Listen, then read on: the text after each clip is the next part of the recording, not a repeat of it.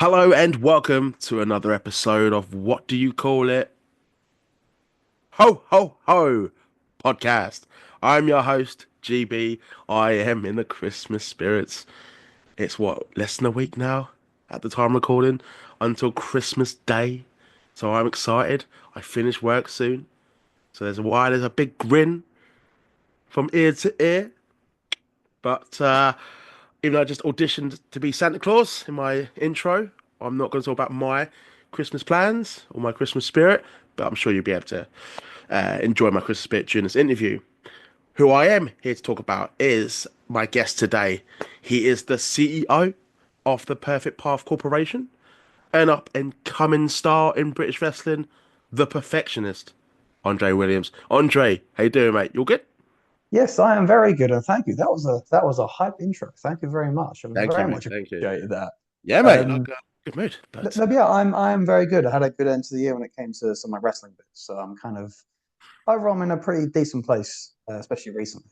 So yeah, all good. nice, mate. Nice. I've had the pleasure of commentating some of your wrestling Mhm. live, but we're gonna talk about all that, what's happened in your year, your debut last year. But just Good. because I can see the South United logo, as we're both residents of Hmm. South United, unfortunately, I'm not a die-hard South United fan. Have been to Roots Hall many times. Yeah, Actually, Arsenal. Don't boo me if you want. yeah. it's Back it's off. it's fine. I've got an extended family who have But I multiple always have a teams. soft spot for South United. But Andre, tell Yeah, me, yeah, what's it like supporting Southend United now under this new ownership in comparison to the era of Ron Martin, mate? Because fucking hell, there was some yeah. dark times. I mean. It's been weird because I've been supporting Southend since I was very, very little. I Mm. watched Tracewood's debut when I was very, very young. That was my first game of football I ever saw because my dad just kind of took me along to it. Yeah. Um, and I guess, the main benefit of supporting Southend is that when it comes to sports results, if the team I'm following has something go horribly wrong, I'm quite well conditioned to go, eh, it Yeah. is what it is. One of We'll them move things. on because Yeah. I've gone through it many a times. But then it with the new ownership, it's nice that we can function like a football club now Hmm. instead of being in some weird financial limbo where like we can't do this because of this reason and we can't do this because of this Can't reason. spend Or on players, new we want to players. try this and we Oh. can't.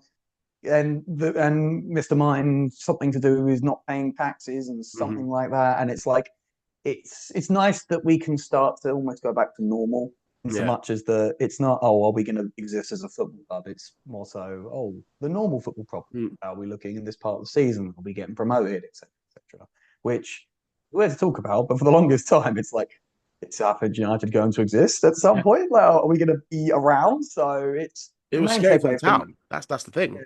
And I don't think people truly understand it. You'll have Man United fans be like, "Oh my God, I'm devastated just because we've yeah, lost and we've this player we spent yeah, on yeah, 70 yeah, million hasn't scored for us in 3 games or whatever," and they're acting yeah, like their life's over with, but haven't mm, really had that pain of being a football fan where you don't know if your club's going to exist next weekend. yeah.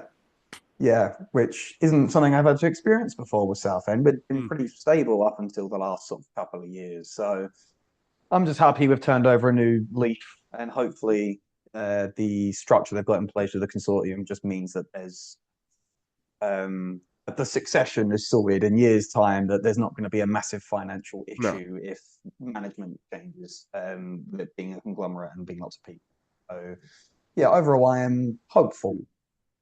I like it, man. I like it. You're remaining positive, but not getting too carried away. Because I've seen people with kangaroo outfits dressed as Oh like yeah, it's crocodile like Dundee or every time there's a new change, something. like people are very quick to jump on like the sort of, this is it, guys, this is it. Like my Yeah, yeah, favorite yeah. one It's get to gonna take a like, long time, this rebuild process. yeah, like when we get to January, February time, and like we had a few years ago, where like a couple of decent wins, and we're Yeah, like, oh, I reckon this could be our year of getting promoted, and it was like during our middle of financial troubles, and it's like, okay, guys, that was let's just mental. That temper the that expectations. could have happened at one point. Um, yeah, so I think it's Southend United. Being a fan has taught me to like enjoy the good times as they're happening, but don't get too carried away because this is Southend. It could go tits up very quickly. So Yeah. enjoy it while it lasts. Whenever there's a positive, That's it. And maybe, we have a conversation in a few years' time. Southend would be back in League Two, that would be possibly League wonderful. It'd One, be nice. but Really, just yeah, that'd be nice. enjoy it while you I've can. got Just don't got no get too. reason to buy any of the FIFA games. Southend's aren't in them now. I've not had to buy them for the last 2 years. So it'd be nice to have a reason to, give EA more money. Fair enough, man. Fair enough. Yeah, just an excuse to talk about football. And obviously, been South United. Yeah, had to squeeze Yeah. it in. Got Oh, him. yeah, no. Got him. Yeah. So Andre Williams. Let's rewind the clocks and find out what made Andre Williams a wrestling fan. Well, I feel like it's probably the most common answer because of the nature of wrestling being when I was a young lad, when I was Yeah. very, very small. I remember I had a friend at primary school who I just clicked with, and he introduced me to wrestling because when I'd go around his house, he'd have like the old SmackDown versus Raw games. Hmm. And I remember like just really enjoying going around his house and playing that, which then got me into wanting to watch wrestling on TV when I could. Obviously, this was pre-network days, so when it came to watching WWE, it's like see, it was the normal pay-per-view structure. So watching it was a bit of a regular sort of. It was more of like a treat if I could slot it in, like it wasn't consistent. And so I got into it that way. And then I remember my dad and my friend at primary school's dad surprising us and taking us to London to watch Raw live in the O2. Oh, And nice. that was really cool because we were like 9 odd years Yeah. old. I think we were year three in school. And we obviously, because we were like 8, 9 at the time, we were quite easy to trick into being like, oh, no, we're just going on a trip. It's a surprise. We're going on a trip. And we didn't really think much about it. So when we got to the O2 and it had like a big billboard of like Yeah, like WWE massive WWE Raw. logo. Yeah. Yeah, yeah. And that was really good. And I really vividly remember that. Like, I remember the main event was Kofi versus Sheamus. I remember a spot they did where they had where Sheamus did like the bro kick to Kofi with his head between the ring posts. And I just remember Oh, that right. Yeah, spot yeah. sticking with. And I think there was a really weird Hornswoggle angle that I found hilarious because I was a 9 year old. Um, and so yeah, like it, I really enjoyed it around then. I watched it whenever I could when I was younger. I thought DX coming out on a tank at SummerSlam was the coolest thing ever. That was awesome. Like Uh, the return. Shawn Michaels hadn't been back prior to that. I think yeah, it's a WrestleMania 25 match of Undertaker. Stole the yeah, show, yeah. phenomenal match. No one has seen or heard from Shawn. Comes back on a fucking tank to Oh wrestle yeah. a young Cody Rhodes and Ted DiBiase Yes. Jr. Everyone's like, yay! But Cody Rhodes, yeah. But it's just It's like there's a lot of guys that like I just sort of remember the names of and the faces of, but then when they then would get back into wrestling, I kind of would be like, oh yeah, it's them. I yeah, remember them. I like them, like your John Morrisons, your Christians more to an extent, but your Dolph Ziggler's, like the sort of guys that were like Drew McIntyre, for example, yeah. guys Great who example. in that era were like just kind of like mid card, upper mid card, Yeah. who then went away, and it's just seeing them pop up again, and it's like, oh Mm. yeah, I remember him. Because I was watching wrestling up until about 2011. I remember watching Edge Del Rio at Mania 27 and watching all of Mania 27. And as a kid, I didn't really care that it was a bit of a lackluster WrestleMania because I was a Mm. kid. I remember again the Edge match being really invested in Edge because I thought he was It cool. was He was like a alright. It's cool actually an guy. okay match. I don't think that main is that bad, by the way. Oh yeah, no, it's quite a common, Yeah, opinion yeah, yeah. is People that cheer on like him, but you don't care but really. again, it's the brilliance of being a kid is that I didn't really care about that. I kind Yeah. of and I like it was Edge doing his thing and the music and the pyro and like this guy's awesome and Undertaker Triple H. If I went back and rewatched it, I probably won't be as big of a fan of it now as I was back then. Don't rewatch it. But but yeah, exactly. But at the time, like I was invested because it's the dead guy and the guy with the sledgehammer and the cool music. Like I'm invested. Um, but then, completely unrelated, I broke my nose at school, unrelated. But then at one point, my younger siblings got into the copying phase. And so one of them, like, elbow dropped my nose. And that caused the mum to get very alarmed. And so that basically meant that, right, we're not watching wrestling now because of the whole copying at Wrestling being home. banned in the household. Oh, So at the time, again, I was 11. My younger siblings were like sort of I don't know what they've been. They're like 8, 7 years old, so we're all quite young. So it's that whole kind of okay, let's get the children to stop pointless you know pointless injuries and such. But I I got back into it years later. mhm. But it was looking back in hindsight that I missed the pipe bomb by like a month and a half. because I had to stop watching wrestling because of my siblings. So now the running joke is that like my brothers, it's like you made me miss the pipe bomb, and that's on you. Ah, Um, and but besides the point, years went by, school stuff got older. We went on a family holiday to Florida at one point, which was the same year, around the same time that there was Mania in Miami, like 28. We were in Orlando and WrestleMania was in Miami. I had no idea. Only realized that after the fact that I was in the same state as WrestleMania and at the same time, yeah, which was kind of funny. And then what got me back into wrestling, and I remember this so vividly, 2014, and it was seeing trailers for WWE 2K15. And the end, you know, the old like wire, I don't know what you'd call it, but like the glitchy video effect of like Rowan and Harper and Bray. Like they would always oh yeah, yeah, yeah. introduce their entrances, the Blair thing. Like I remember that was at the end of the 2K15 trailer. And I remember, obviously, I had no idea who these guys were. And I was like, what the fuck is this? I remember going back and like trying to frame by Yeah. frame look at it. Like, And is that this almost part of the just like, wrestling show? Like, fuck, this is yeah, awesome. and then it sort of relit something of like, oh yeah, this wrestling thing. But this is like, what is this? And I started looking into it again. And as it was approaching like Christmas, so literally this time in 2014, so literally 10 years ago, good Lord, um, I was like watching some of the, like, I watched the Survivor Series main event with the Sting return. I watched that like on my phone at night. I couldn't sleep, That so I was thought, oh, I'm awesome, by just the gonna way. watch It got some. spoiled for me, but it was still awesome to see. That match itself was fantastic. Oh yeah, like I remember that just generally being engaged in the Ziggler Rollins like kind of ending Yeah. sort of stretch of that match. And again, the benefit for me was that there were a lot of guys in that match that I remembered from when I watched it when I was really little. Hmm. Like your Big Shows, your Cenas, your Zigglers. Um, and so I was really like hooked in on that match. And so then I thought, okay, this I remember this wrestling stuff. Oh, and then I think it was Christmas Eve and I couldn't sleep. So then I was just watching I think I watched TLC, but that was the year where it was tables, ladders, chairs, and stairs. But not the best follow up after Yeah. getting back into wrestling, I'll admit. You know, let's just say the Big Show and Eric Rowan stairs match wasn't exactly Oh, match of the fucking year. hell. That was shite. I know. But then that kind of, from watching that, getting up to January, and it was like, oh, the Royal Rumble's on. All right.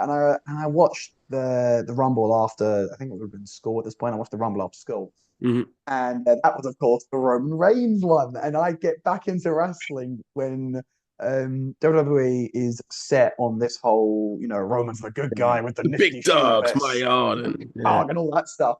Um, and Mania 31 was the first Mania we watched live. And everything kind of just, Fantastic mania, to be honest. I know, like, honestly, the pop I like when Rollins, Randy RKO spot, the catch in at the end, my younger brother who had been falling asleep because he was a lot younger, and I'm like shaking him away, going like, Seth's cashing in, Seth's cashing in. And it was just, yeah, it was fantastic. And then that from that point, it kind of started to just evolve Hmm. where I basically, I think it was 2016, I basically thought, I want to do this at some point. Because 2016 is when I really started getting into like I started knowing about New Japan, just that Yeah. exists. There's other wrestling. And part of it was when you got the news articles about like AJ Shinsuke and all that sort of stuff. And I think it was watching Takeover Dallas really made me go, okay, yeah, yeah, I want to do this. This is awesome.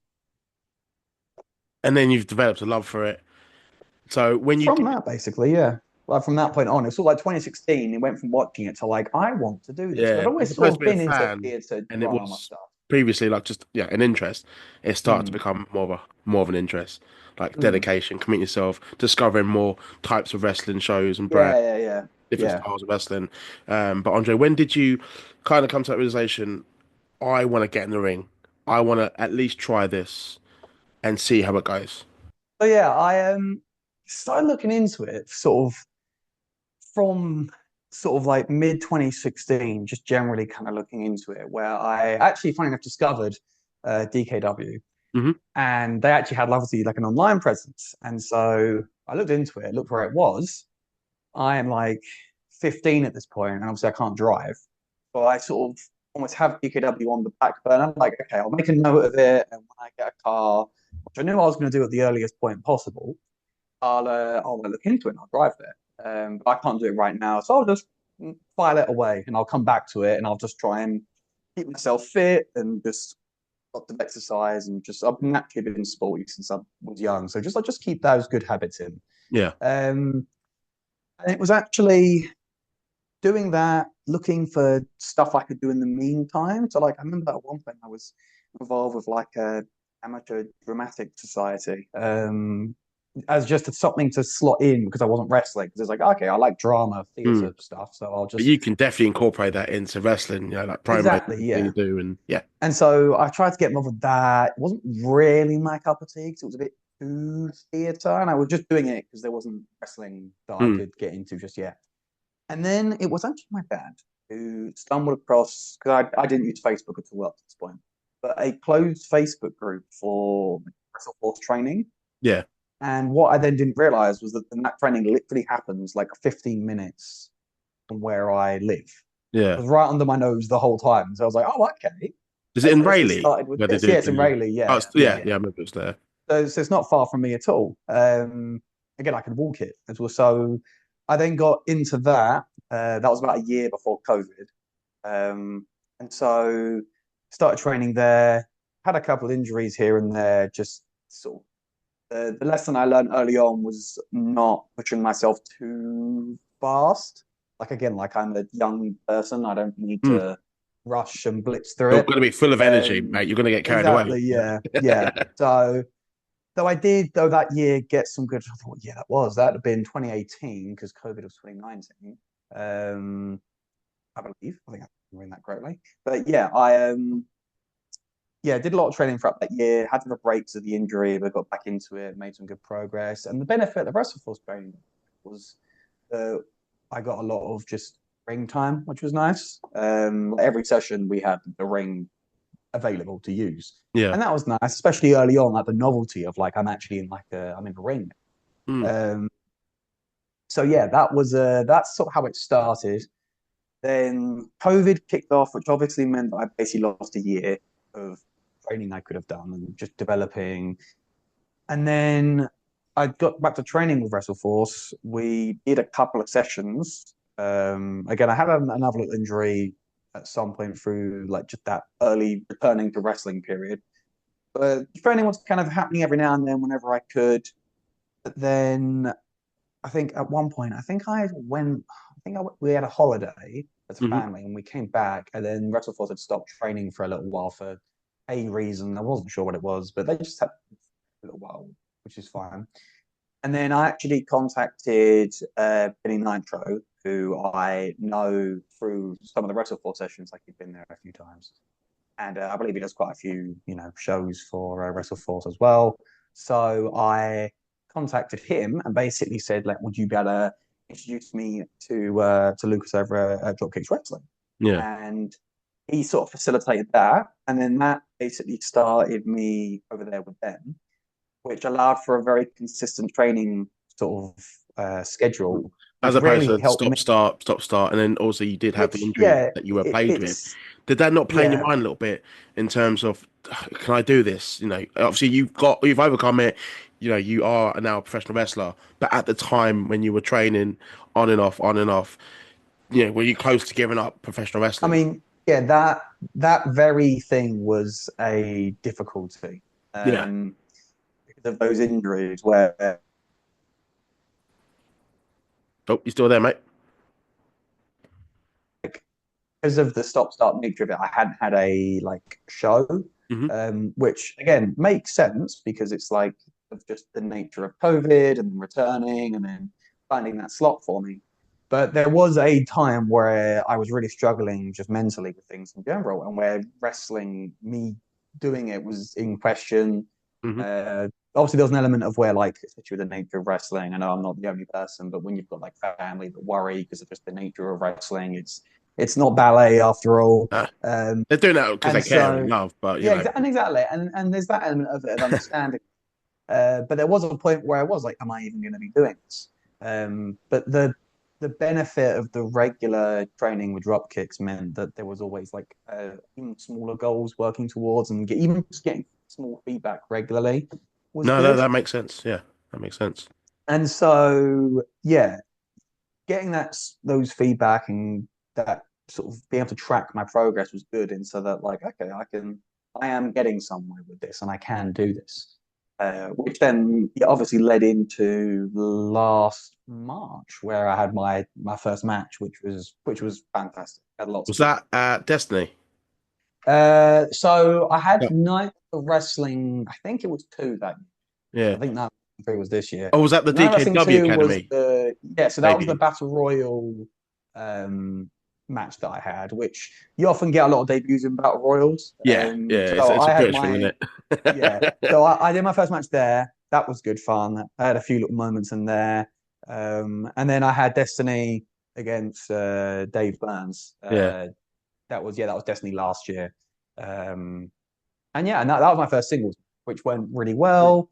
And yeah, and that sort of started the ball rolling from then. I felt like I really kind of like started this year. I really started to sort of just click with it a bit more. Like I'm a big it's a bit of a running joke now with dropkicks, but I'm a big advocate for Al Snow. I think he is very smart when it comes to wrestling. And So I I, assume you like the wrestler on Netflix, Wrestlers. yes, I watched that. That was fantastic. And for me, it's the psychology of wrestling I massively appreciate, Yeah. and just the sort of effectively I guess the ideology of not just doing stuff because you can Hmm. in that sense. Like it's what is the reason I'm gonna go and do this? Like this move in particular, why am I doing this? Is this the best move for me to do at this moment? Is rest risk sort of like a serious injury, for example, on a move that either isn't going to do what you need it to do, or even the crowd isn't going to massively appreciate that. Mm. So it's like it's if they're going to appreciate a body slam the same way they'd appreciate I don't know, like a Canadian off the top rope through a table, for example. If that crowd isn't going to find much of a difference between it, why would you go for the thing that's infinitely more dangerous? If that makes sense? So yeah, I've always been a big advocate for just smart wrestling, and smart wrestling doesn't mean boring Yeah, wrestling. so I mean, I've had the pleasure of commentating DKW Academy for a few matches of yours.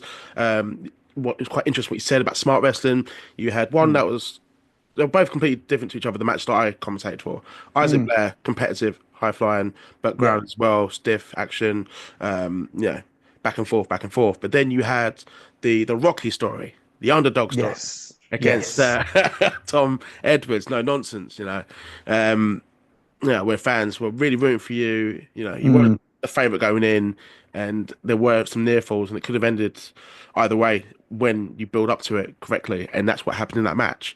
So I've got to ask you, in terms of these matches and other matches that you've had in the DKW Academy since last year, what have been your personal highlights?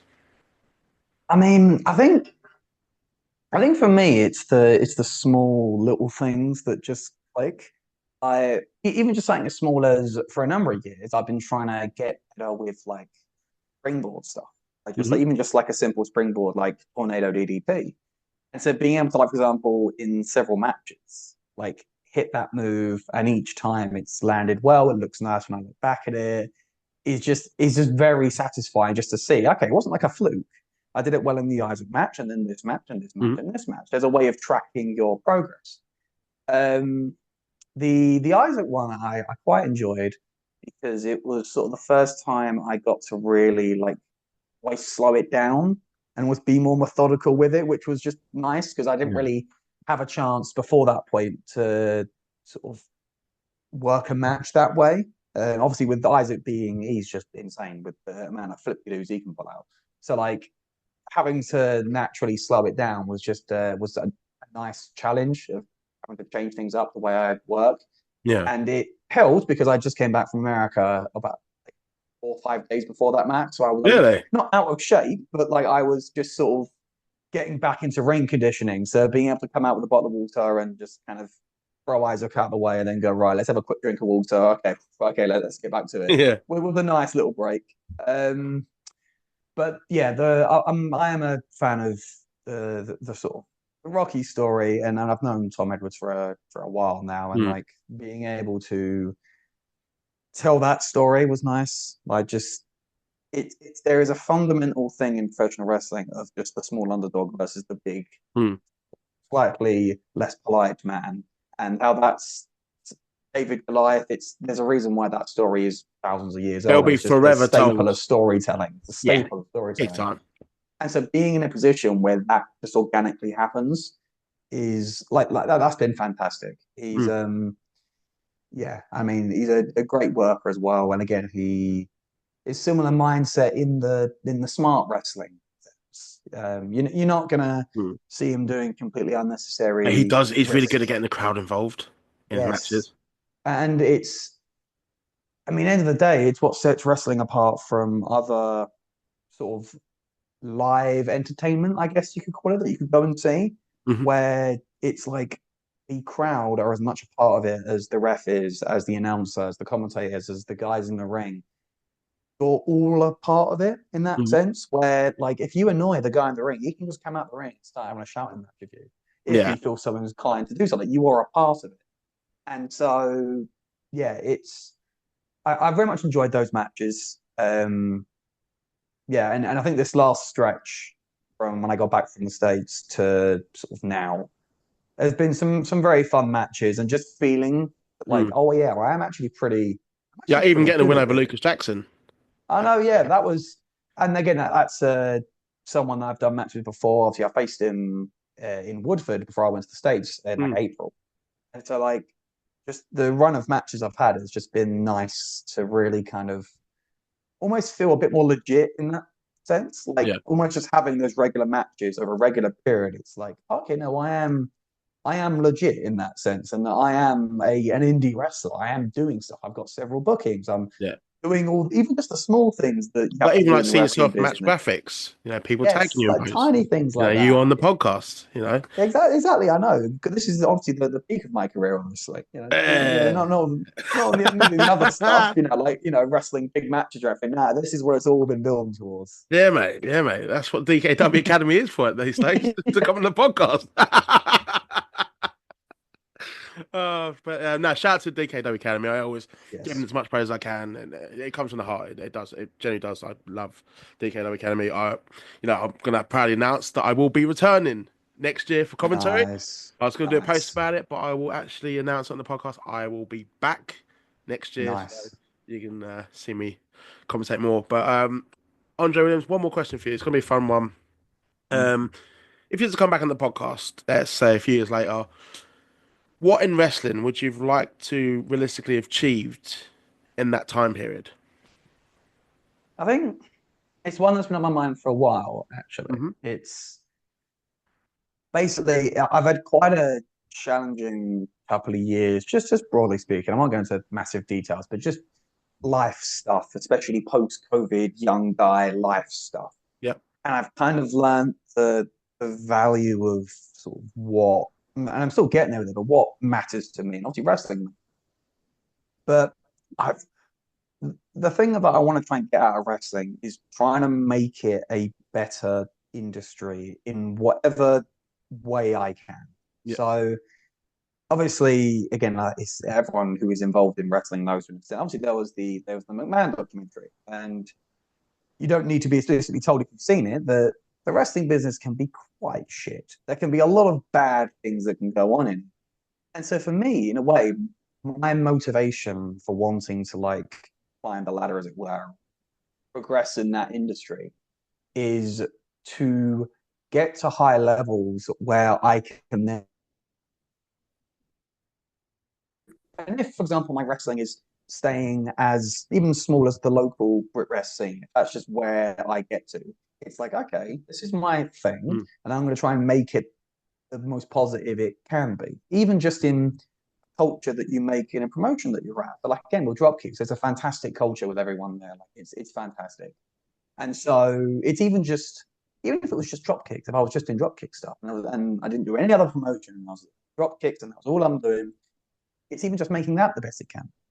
And not just in regards to the quality of the matches or production or whatever it is, it's just the environment that you're creating. Because like when you're a wrestling fan, you're kind of disconnected, especially the internet wrestling community. Like you're very disconnected to what wrestling actually is. Yeah, And it's like people in wrestling are just people. They are just normal human beings who decide that this is what they want to do with their free time, fans especially they when you're forget at that. our level. And it's like it's why whenever I see people in the internet wrestling community really, really ripping into a certain talent, whatever it is, and unless they have massively deserved massive amounts of criticism for personal conduct or what have you, it's like that is a person who Mm, is doing their best in this industry. And so for me, it's like I've got larger ambitions of trying to put in, whether it's a union or governing bodies, institutions in place so that, especially independent brick rest talent, like people don't get exploited. Movement years ago, and that obviously was quite a negative thing. Me too, just to put it lightly. So yeah, it's even just creating something or putting things in place where if someone is feeling like they have no one to turn to within a promotion, for example, they do have an option of someone who's external from it. And the way that will look like, I've got ideas, but the motivation for me to keep staying in the wrestling business and keep working my way up is to meet more people in the business, make those connections, networking, as it were, so that I can basically put a lot more meat on the bones of the idea of making the wrestling industry a more positive industry to be in. So that my long term dream, years and years down the line, hopefully when I'm, old, lots of money,